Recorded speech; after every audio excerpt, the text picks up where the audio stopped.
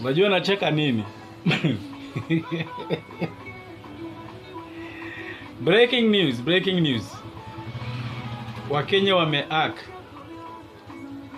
account za X-Space za polisi wa Tanzania. Baada ya Madam Suluhu kutoa taarifa ya kwamba Wakenya wasidhubutu kufika Tanzania, na baada ya Mwijaku kutusi Wakenya na kuambia Wakenya dare me. Sasa Wakenya ni akina nani?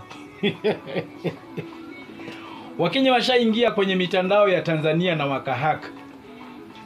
Tunavyoongea saa hii, all the online businesses za Tanzania ziko mikononi ya Wakenya. Sasa nashangaa Watanzania wanafikiria nini? Mbona wanapigana na simba na ndofu? Si Watanzania muongeleshe rais wenu. Mwambie achane na Wakenya na kubali kudhibiti makali yake. Achane na viongozi wa opposition. Akubali kudhibiti makali yake. Maana kama ni mshindi basi atashinda, na kama ataanguka akubali abishe wengine. Nyinyi Watanzania nyinyi.